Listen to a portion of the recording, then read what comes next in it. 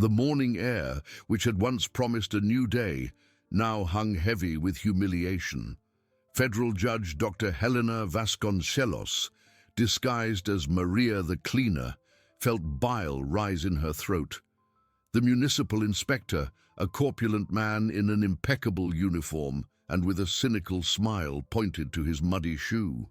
"Come on, Maria, we don't have all day," he said, his voice thick with thinly veiled authority. "Clean that, and make it spotless. My shoes are worth more than your monthly salary." Helena clenched her teeth. Her heart pounded, not from fear, but from a cold, controlled fury. In her mind, she was already writing his sentence. But for now, she was Maria. With an almost inaudible sigh, she picked up a damp cloth from her cleaning cart. She knelt on the dirty sidewalk, feeling the inspector's scornful gaze upon her. Every movement was a blow to her dignity, a necessary sacrifice for the investigation that had brought her there. She scrubbed the mud from the polished leather, smelling grease and dirt mixed with the man's cheap cologne. As Helena finished the shoe, the inspector, with the arrogance of someone who felt untouchable, turned, his eyes sweeping the busy street. His gaze stopped at a small stall selling sweets and savory snacks, precariously set up a few meters away. A young woman, with tired eyes but a welcoming smile, tried to attract customers. It was Anna, Helena's younger sister, who was unaware of her disguised sister's presence. "Hey, you there!" the inspector bellowed, marching towards the stall. "License! Where's your license to sell in this area? Or do you think you can set up your circus wherever you please?" Anna, startled, dropped a packet of coconut sweets. "Sir, please, I have a protocol. I'm waiting for approval. It's just for today. I need to pay the rent." The inspector laughed, a harsh, disdainful sound. "Protocol? Ah, yes, the protocol for those who don't pay bribes, isn't it? Come on, pack up this junk. It's dirtying the sidewalk and blocking the way." He shoved the small table with his hand, sending some sweets tumbling to the ground. "Or would you prefer I confiscate everything? And you along with it?" Helena's rage boiled over. To see her sister, so hard-working and vulnerable, treated with such cruelty was too much to bear. The disguise, the investigation, everything seemed insignificant compared to Anna's pain. She stood up abruptly, the cleaning cloth still in her hands. "Sir, please," Helena intervened, her voice a little firmer than expected for a cleaner. "She's just working. You don't need to be so harsh." The inspector turned to Helena, a flash of irritation in his eyes. "Ah, the nosy cleaner. Go back to your rags, Maria. It's none of your business. Or do you want me to tell you to clean the gutter with your tongue?" He gave Helena a light shove on the shoulder, making her stumble. "You're nothing but dirt I pay to clean. Now get lost." The humiliation, the rage, the helplessness, everything swirled in a whirlwind inside Helena. The shove was the last straw. Her eyes, previously tear-filled, now gleamed with icy determination. She looked at the inspector, then at Anna, who watched her with a mixture of fear and gratitude. With a slow, deliberate movement, Helena dropped the cleaning cloth to the ground. Her nimble fingers went to the buttons of her cleaner's uniform. One by one they opened, revealing an impeccably tailored blazer and a crisp white shirt underneath. The inspector, confused, watched the scene, a scornful smile still on his lips. Anna, gaping, didn't understand what was happening. Helena took off her apron and tossed it aside, revealing the golden badge pinned to her blazer's lapel. The gleam of the metal caught the sunlight, and the name engraved on it, Federal Judge, seemed to leap out at the inspector. The smile on his face withered, replaced by an expression of disbelief and then pure terror. "Inspector Roberto Mendez," Helena said, her voice now grave, authoritative, without a trace of Maria's subservience. "You are under arrest for abuse of authority, extortion and moral harassment, and for obstruction of justice, as you were already under investigation." Inspector Mendez turned pale, His knees began to tremble, his wide eyes fixed on the badge, then on the implacable face of the woman before him. The cleaner, the dirt he'd ordered cleaned, was the law personified. Cold sweat trickled down his forehead as he tried to stammer a reply, but the words died in his throat. He was paralyzed by terror. His eyes, once full of scorn, were now pools of terror, fixed on the golden badge that gleamed under the morning sun. Color drained from his face, leaving him pale, with cold sweat running down his forehead. He tried to speak, but the words tangled in his throat, turning into a guttural, unintelligible sound.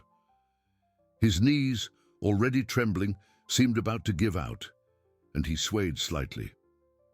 Helena, now without the apron and in her impeccable blazer, maintained an erect and imposing posture.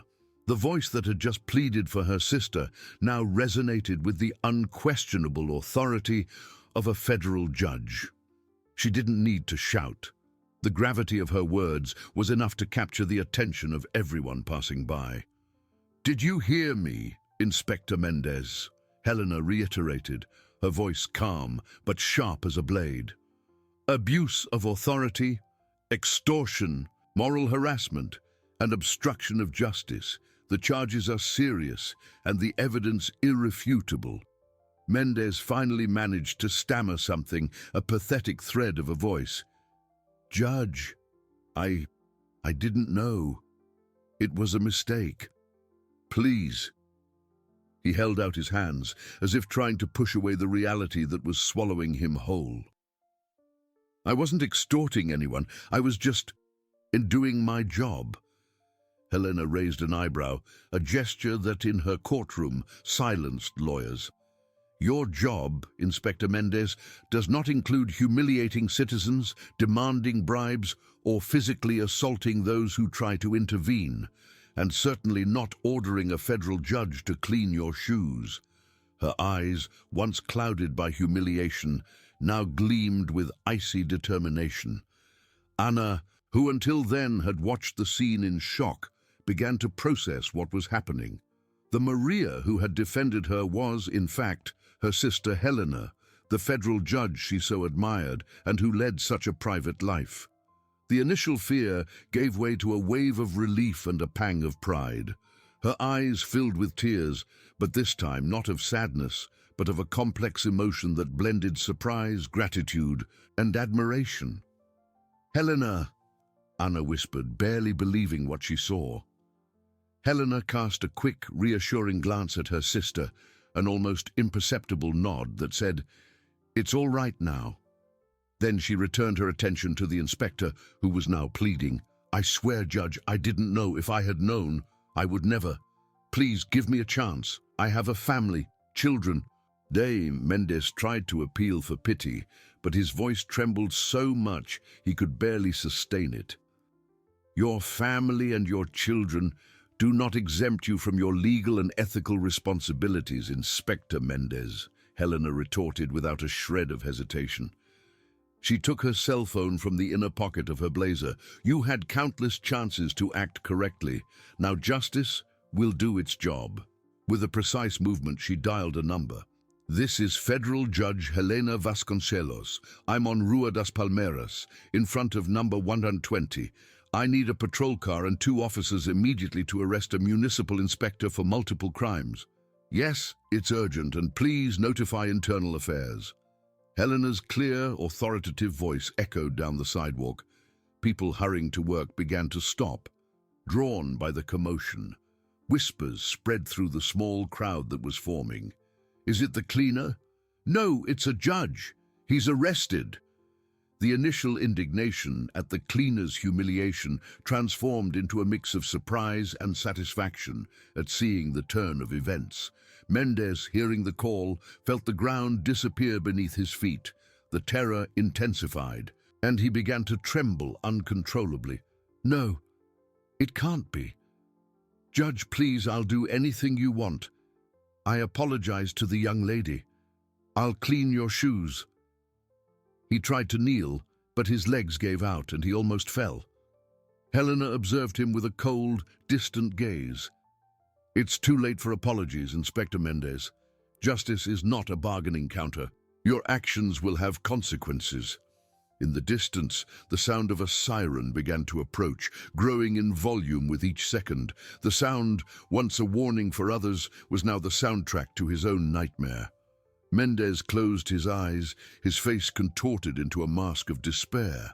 The cleaner he had mocked and humiliated was, in fact, the personification of the law, and she had come to collect. The patrol car screeched to a halt a few meters away, and two uniformed police officers stepped out, their eyes sweeping the scene. Helena gave a discreet nod, and the officers, recognizing the federal judge's authority, moved quickly towards Mendez. He, still with his eyes closed, felt firm hands on his arms. "Inspector Roberto Mendez, you are under arrest," one of the officers said, his voice formal. Mendez opened his eyes, a last glimpse of terror before he was led away. The crowd watched in silence, some with smiles of satisfaction, others with the solemnity of those witnessing justice being served. Helena remained impassive, watching as the inspector was handcuffed and placed in the back of the patrol car. The car departed, taking with it the arrogance and fear, leaving behind only the echo of the siren and the dust it kicked up. Helena turned to Anna, who was still standing beside her overturned stall. A soft, almost imperceptible smile appeared on the judge's lips. "It's all right, Anna," she said, her voice softer now, but still imbued with an unshakable strength. "Justice has been served." Anna merely nodded, tears flowing freely. But now they were tears of relief and deep pride for her sister. The morning sun, which had earlier seemed to promise a new day of humiliation, now shone upon a new hope. The street, once a stage of humiliation and now of redemption, began to empty. The crowd, satisfied with the outcome, resumed their routines, leaving behind only silence and the two sisters. Anna, her face still wet with tears, but with a different sparkle in her eyes, looked at Helena. The image of the federal judge, imposing and unshakable, contrasted drastically with the Maria she knew, the cleaner who had defended her. "Helena," Anna repeated, her voice choked with emotion. You're really a federal judge, and you were here the whole time?" Helena approached, and the rigid judge's demeanor gave way to a contained tenderness. She extended her hand and gently touched Anna's shoulder. "Yes, Anna, it's me, and yes, I was here. Not as a cleaner, but undercover for an investigation into municipal corruption. I needed to see firsthand how these inspectors operated, how they extorted people." Her eyes swept over Anna's stall, now a heap of fruits and vegetables on the ground. "I'm sorry you got caught in the middle of this, but I couldn't ignore what was happening." Anna shook her head, still trying to process everything. "But why didn't you tell me? Why risk yourself like that?" "I couldn't, Anna. The nature of the investigation demanded absolute secrecy, and I needed an unfiltered perspective, without anyone knowing who I really was. If I had revealed my identity earlier, they would have changed their behavior. I needed to catch them red-handed, in the act of their arrogance and corruption." Helena sighed, a momentary weariness showing on her face. "But when I saw what he was doing to you, when he pushed you, and then ordered me to clean his shoes, I couldn't maintain the disguise any longer. That was the last straw." A shiver ran through Anna as she remembered the scene. I thought you were going to be fired. I tried to warn you not to get involved." "I know," Helena replied, a small smile appearing, "but I couldn't allow it, not after everything I saw, and not with you, my sister." She knelt down, beginning to pick up some of the fallen fruits. "Let's tidy this up. Afterwards, we'll talk properly, and don't worry about the losses. I'll make sure you're compensated for everything." Anna knelt beside her, helping to collect the goods. The shock began to give way to an overwhelming sense of security and gratitude. I don't know what to say, Helena. I always knew you were amazing, but this is too much. It's not too much, Anna. It's my job. It's what I do, and it's what I would do for any citizen who was being oppressed. But to be honest, seeing you there, being humiliated, made everything much more personal. Helena's voice hardened slightly. Mendes and others like him think they're above the law, that they can abuse power with impunity. But they are mistaken. Justice sometimes needs to go undercover to see the truth. They worked in silence for a few minutes, collecting what could be saved. The stall, though messy, was not completely destroyed. The morning breeze carried the scent of fresh bread from nearby bakeries, a peaceful contrast to the turbulence of moments before. "Are you going to be okay, Anna?" Helena asked, standing up and wiping her hands. "I can take you home, or somewhere safe. We can talk calmly." Anna looked at her sister, at the woman who was her protector, and now to the world, a figure of unquestionable authority. "I'll be fine, Helena. It's just a lot to absorb, but I'm proud of you. Very proud." Helena nodded, a look of satisfaction mixed with sisterly concern. "I have to go now.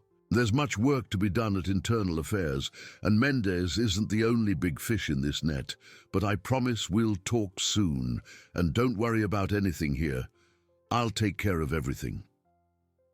With a last look at her sister, Helena turned and walked towards a discreet car that seemed to have been waiting for her. Her figure, once that of an invisible cleaner, now radiated an authority that filled the street.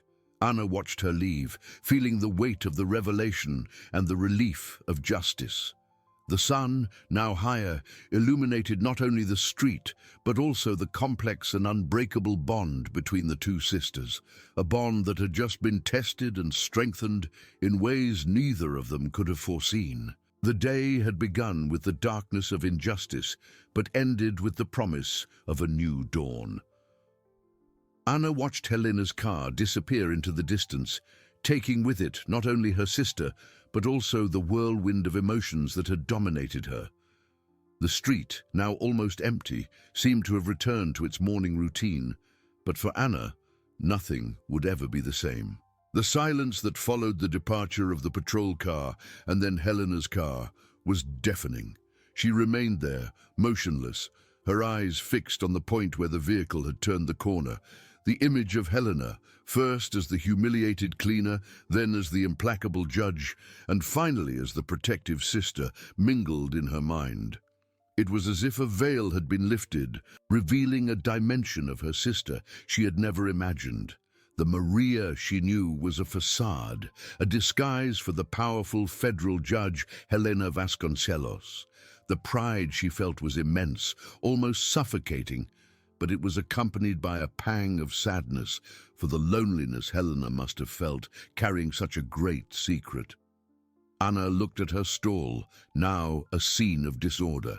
Fruits and vegetables scattered on the ground, some bruised, others still intact, the tarpaulin torn in a corner. The damage was real, but it seemed insignificant compared to the magnitude of what had just happened. Helena's words echoed in her ears. "I'll make sure you're compensated for everything. And Mendes isn't the only big fish in this net." With a deep sigh, Anna knelt down again, beginning to collect what she could, not out of despair, but out of an instinct for resilience that life on the street had taught her. As she separated the good fruits from the spoiled ones, a neighboring stall owner, Donna Clara, an elderly woman with white hair and kind eyes, approached. "My dear, are you all right? What was all that commotion? I saw everything from afar, but I didn't quite understand." The cleaner. "She was a judge?" Donna Clara asked, her voice full of curiosity and concern. Anna smiled weakly. "Yes, Donna Clara, she's my sister Helena, and yes, she's a federal judge. She was undercover for an investigation." Donna Clara's eyes widened. "A judge? Heavens! And that inspector? Mendes? He got what was coming to him, didn't he?" Good for him. He was always a tyrant with us. He was arrested, Donna Clara, and Helena said he's not the only one. More people are involved. Anna felt a new surge of energy. Justice wasn't just for her, but for all who suffered at the hands of corrupt inspectors. While Anna and Donna Clara collected the goods, Helena was already on her way to internal affairs. In the back of the discreet car, she felt the adrenaline subside, replaced by a deep exhaustion, but also a cold satisfaction. The image of Anna, huddled, humiliated, and then Mendez's look of absolute terror replayed in her mind. She didn't regret revealing her identity. That moment, her sister's humiliation, had been the catalyst she needed to act.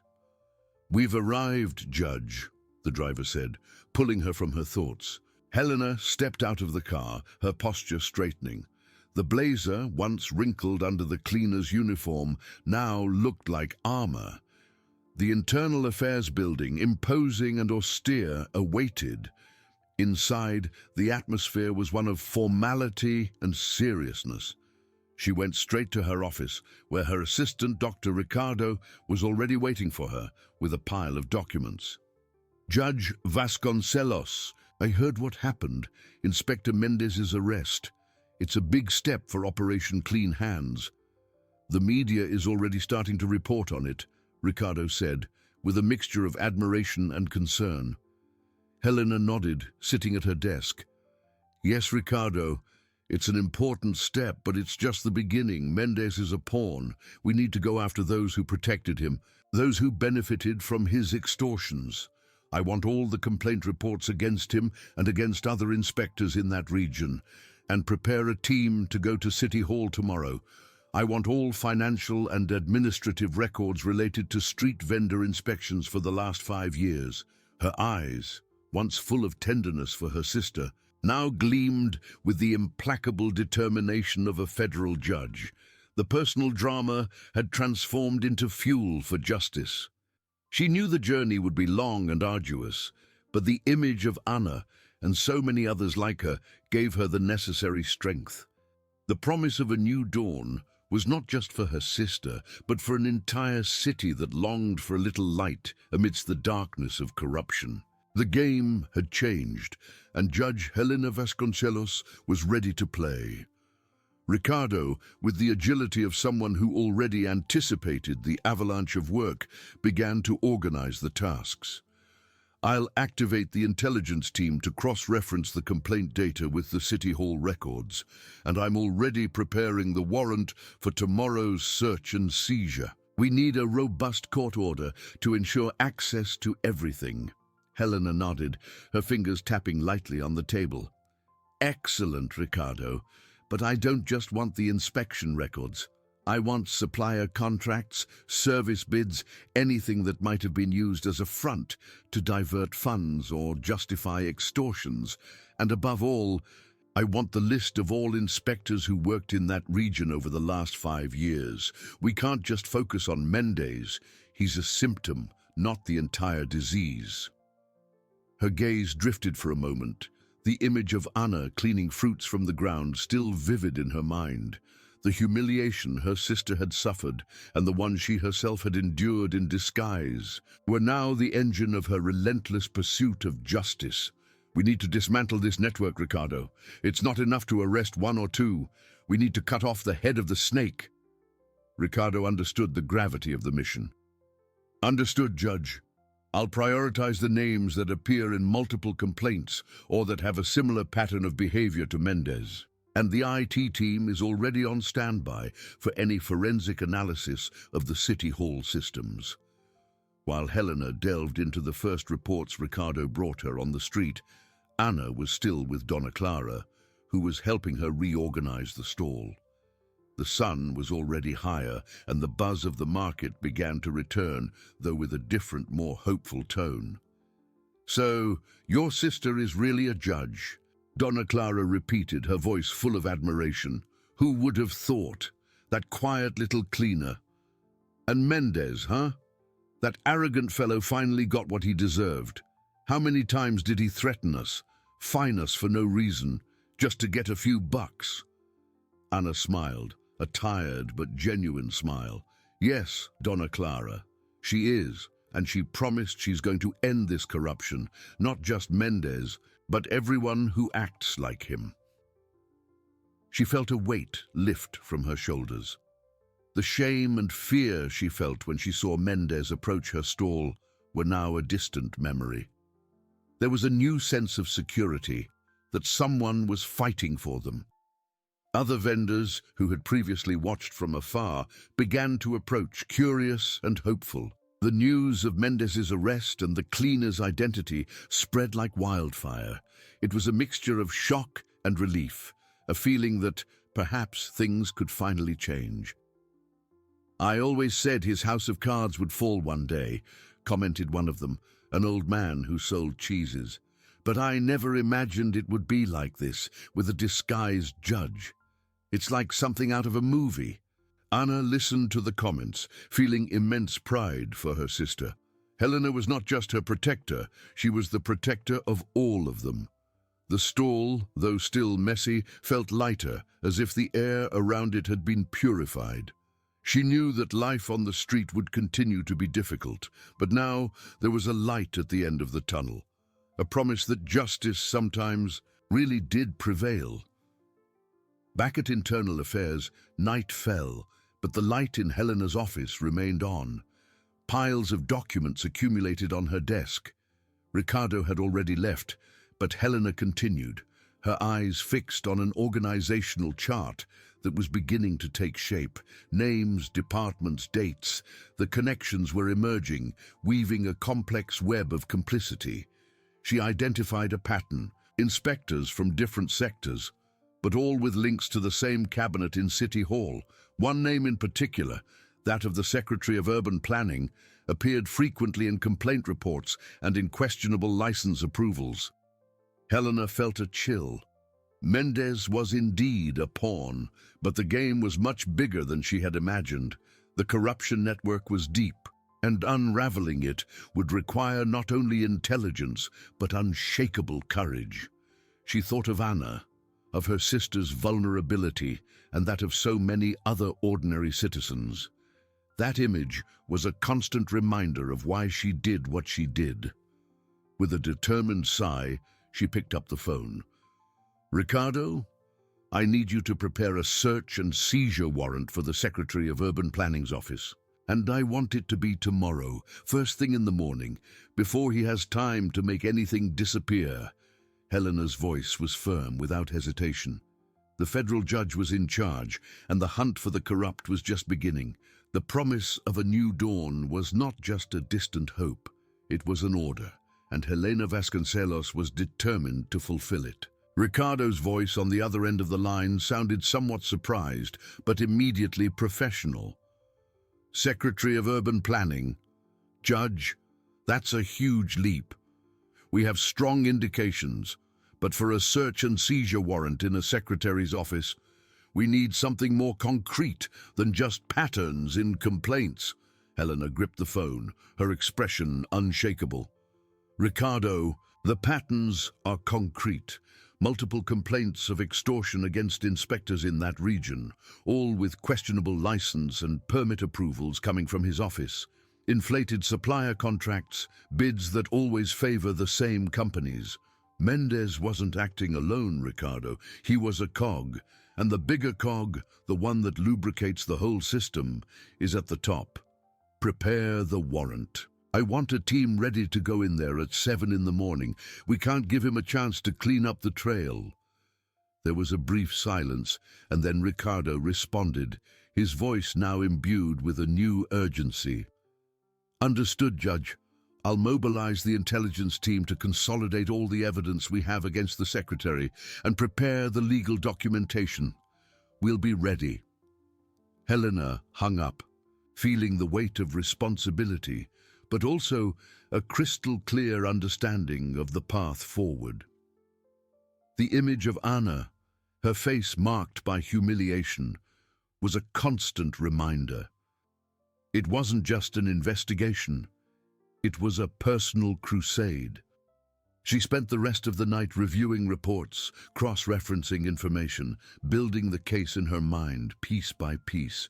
Each name, each date, each value was a thread in the web she was about to unravel.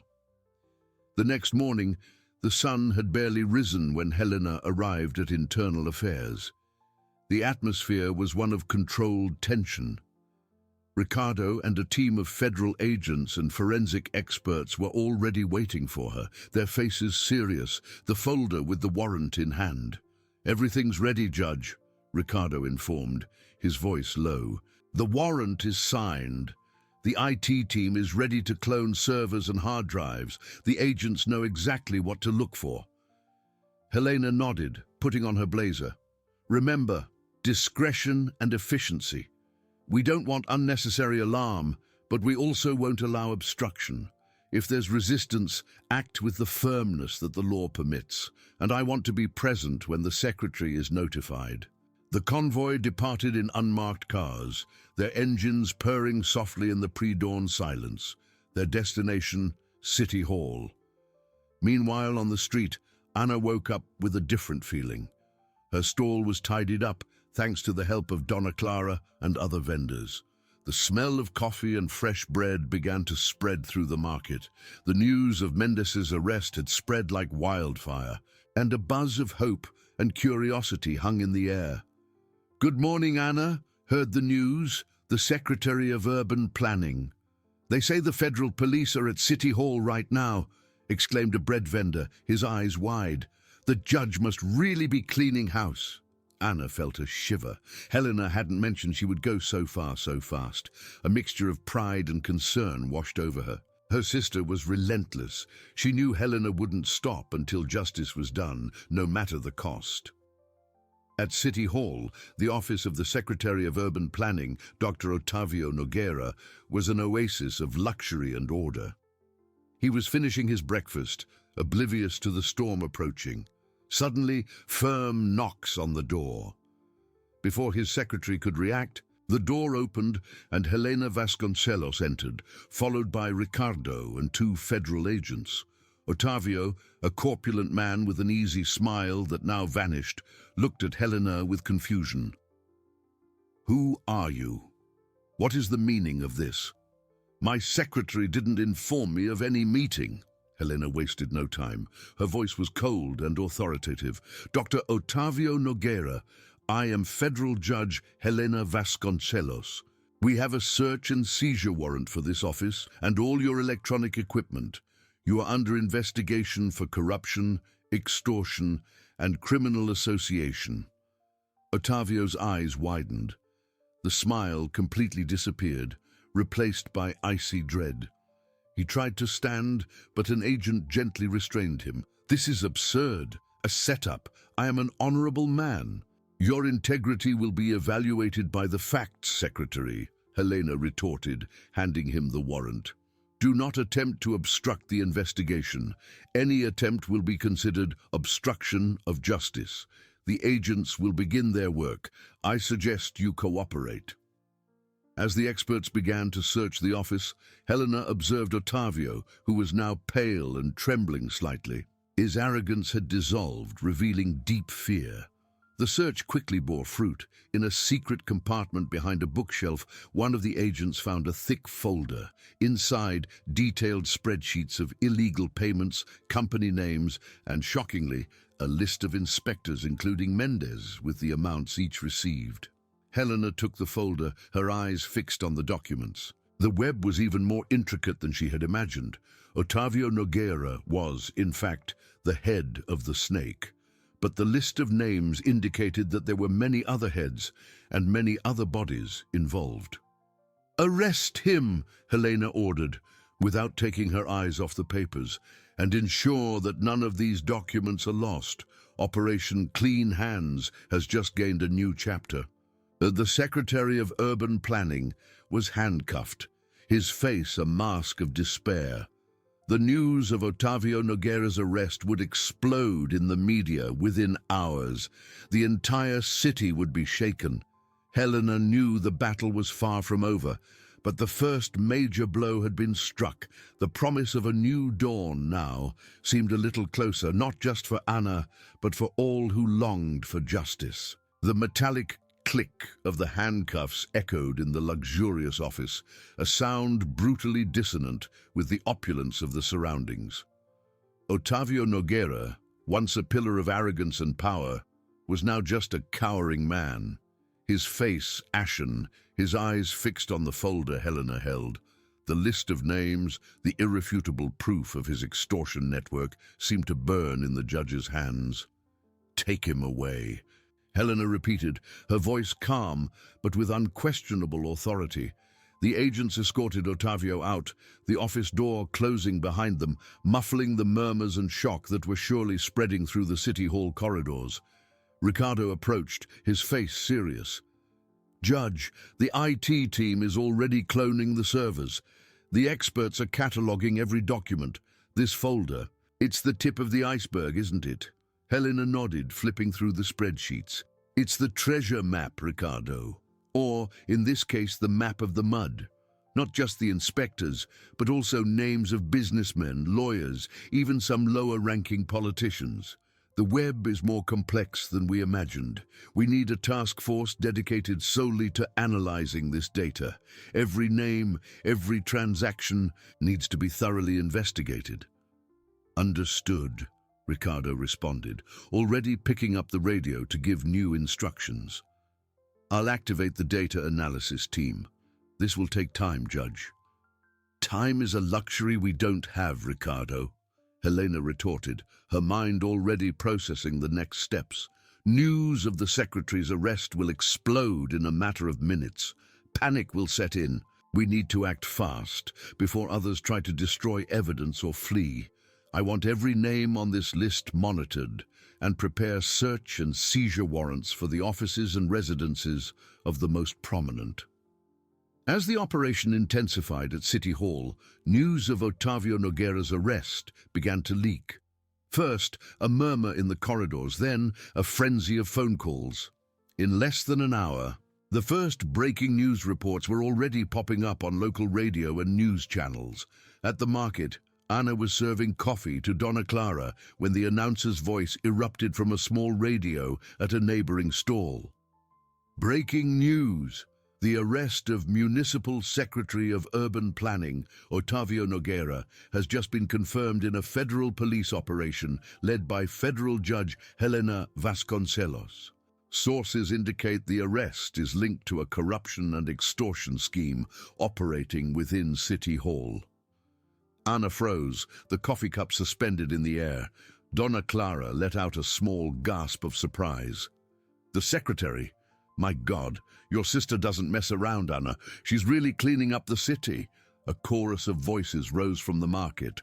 The vendors, who had previously lived under the yoke of fear and uncertainty, now felt a wave of euphoria and hope.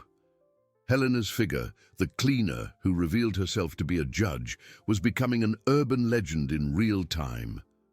Anna felt a lump in her throat. Pride, yes, immense pride for her sister's courage and determination, but also a pang of concern. Helena was exposing herself to real danger, dismantling such a powerful network. She knew her sister wouldn't back down, but the cost could be high. Back at Internal Affairs, the pace was frantic. Helena's office transformed into a command center. Computer screens displayed complex organizational charts, city maps with marked points, money flow charts. Otavio Nogueira's folder lay open on her desk, her eyes scanning every line, every number. "Ricardo, we need a press conference as soon as possible," Helena instructed, without taking her eyes off the documents, but not to give details of the investigation, only to confirm the secretary's arrest and reaffirm the federal judiciary's unwavering commitment to fighting corruption at all levels. "I want the message to be clear. No one is above the law." "And the names on the list, Judge?" Ricardo asked. "Are we starting with the warrants today?" Helena closed the folder, a steely look on her face. "Yes.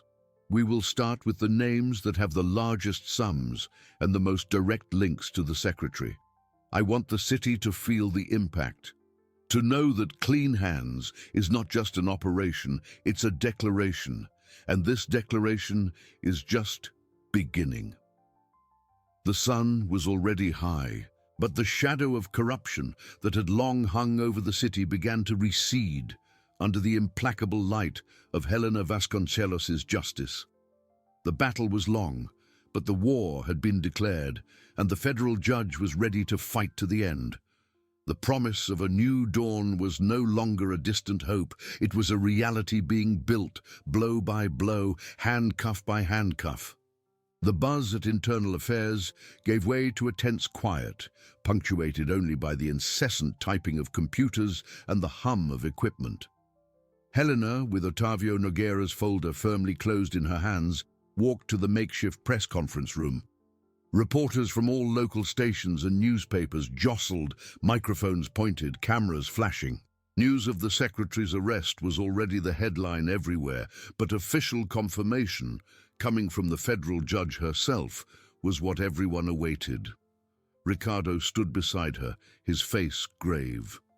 Helena stepped up to the small podium, the flashlights reflecting in her eyes. There was not a hint of hesitation in her demeanor. "Good afternoon, everyone," she began, her voice clear and firm, cutting through the frenzy.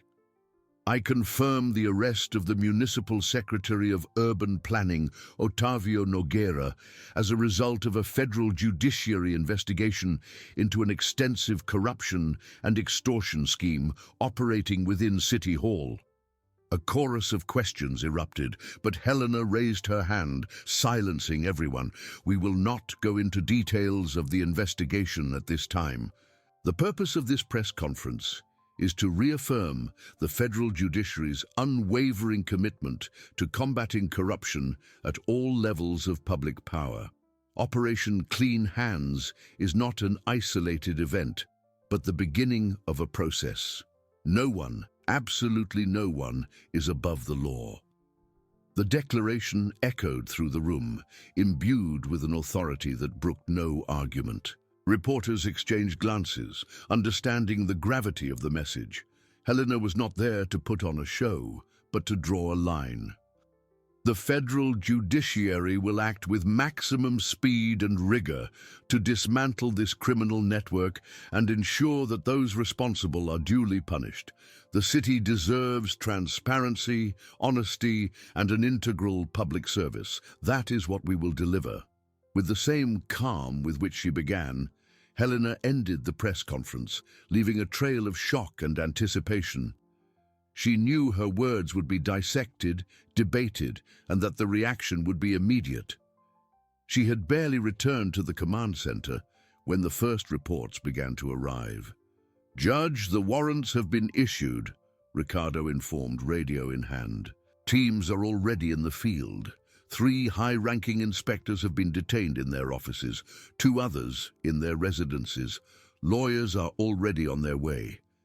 Helena nodded, watching the red dots light up on the digital map of the city. "I want detailed reports of each seizure, every document, every electronic device, and make sure none of them have external contact until they are interrogated." News of the new arrests spread like wildfire. In politicians' and businessmen's WhatsApp groups, the panic was palpable. Frenzied calls, encrypted messages, desperate attempts to erase traces.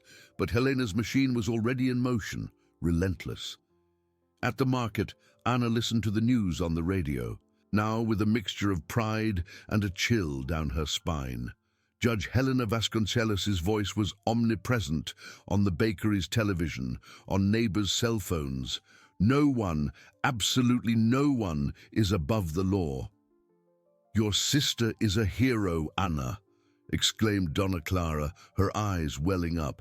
"She's doing what no one else had the courage to do." Anna smiled weakly, serving another coffee. "She's always been like that, Donna Clara, determined." But inside, her concern grew. With each name announced, each arrest confirmed, the web of power Helena was dismantling seemed vaster and more dangerous. She knew that corruption wouldn't surrender without a fight. The war Helena had declared was real, and Anna feared the battles yet to come. Back at Internal Affairs, Helena reviewed the first seized documents. A new spreadsheet, even more detailed than Otavio Nogueira's, revealed connections with construction companies, fraudulent bids, and the diversion of public funds in infrastructure projects. The scale was frightening. Ricardo, the list of search and seizure warrants for the residences of the most prominent businessmen and politicians. I want them ready for early tomorrow morning, Helena instructed without looking up, and intensify security for all teams. They will react with even greater force now. Night fell, but the battle was far from over. Helena knew that corruption, rooted for decades, would not surrender easily. The sharks were wounded, but they could still bite. The war declared by the federal judge was just beginning to show its true face, and Helena Vasconcelos was ready for every clash, certain that the light of justice, however delayed, would ultimately prevail over the shadows. The dawn still clung to the city when the first rays of sun began to paint the horizon a pale purple. At Internal Affairs, the energy was palpable, but different from previous waves. There was a silent gravity, an awareness that they were about to touch even deeper wounds. Helena, with an untouched cup of coffee beside her, reviewed the final details with Ricardo and the legal team. The warrants are ready for the state deputies, the Court of Accounts councillor, and the former secretary, Ricardo confirmed, his voice low. Security teams have been reinforced. There is information that they may try to resist or even flee. Helena nodded, her eyes fixed on the digital map displaying the new targets. We cannot underestimate their capacity for reaction. I want every step documented, every word recorded, no room for allegations of illegality. She paused, looking at each team member. This is not just an operation against corruption, it is a declaration that no one is above the law, no matter the power or influence they possess. The third wave of clean hands swept through the city with calculated ferocity. State deputies were surprised in their luxurious residences, some still in pajamas, futilely trying to delete emails or hide documents. The Court of Accounts councillor was detained in his office, his once impassive face now contorted in shock and fury as agents searched his files. The former state secretary, known for his populist rhetoric, was found at a private airport, about to board a jet, with a briefcase full of money and fake passports. The resistance was more intense, with lawyers arriving in minutes, veiled threats, and bribery attempts. But the federal police and internal affairs teams, under Helena's implacable supervision, were prepared. The media exploded. Images of prominent politicians and public figures being handcuffed and escorted dominated all news channels. Popular indignation mingled with a mixture of hope and disbelief. Headlines screamed about the political earthquake and the judge who defied the powerful. At the market, Anna watched everything with a knot in her stomach. The bakery's television now displayed uninterrupted breaking news, with political commentators and jurists debating the audacity of the operation. "It's one scandal after another," exclaimed Donna Clara, hand over her mouth. "These people have no limits. But your sister Anna, she's a hero." Anna tried to smile, but her heart was heavy. The images of the detained lawyers, with their expensive suits and inflamed speeches, promising legal reprisals and accusing Helena of political persecution, left her in a panic. She saw Helena's face in every newspaper, on every screen, and felt the weight of the world falling on her sister's shoulders. She picked up her cell phone, her hands trembling. Dialing Helena's number, she waited, but the call went to voicemail. "Helena, please call me when you can." She left in the message, her voice choked. "I'm worried, very worried." Back at Internal Affairs, the chaos was controlled. Ricardo, exhausted but with a contained satisfaction, updated Helena. Judge, the lawyers are in an uproar. They're trying everything. Habeas corpus, requests for recusal, even a motion of censure in the legislature. They're saying the operation is a witch hunt and that you're acting out of personal vengeance. Helena, sitting at her desk with piles of documents in front of her, looked up. Her expression was one of weariness, but also of steely determination. She had heard Anna's message, and her sister's concern was a constant reminder of the danger, but also of the purpose. Personal vengeance, Helena repeated, a bitter smile on her lips. They forget that it all started with a corrupt little inspector who thought he could humiliate anyone he wanted, she thought, remembering Otavio Nogueira, whose case, now almost forgotten by the media, had been the spark. Let them talk. Our evidence is our voice. I want the legal team to prepare a detailed response to each of these accusations, and for the Federal Revenue and COAF to expedite the tracking of assets. We need to freeze every diverted cent. She stood up, walking to the window, watching the city begin to light up for the night. The war was far from over. The sharks were wounded, but they could still bite, and now they were biting with desperation. Helena knew the next phase would be even more brutal, with personal attacks and attempts at demoralization. But she was ready. The flame of justice in her eyes had not diminished.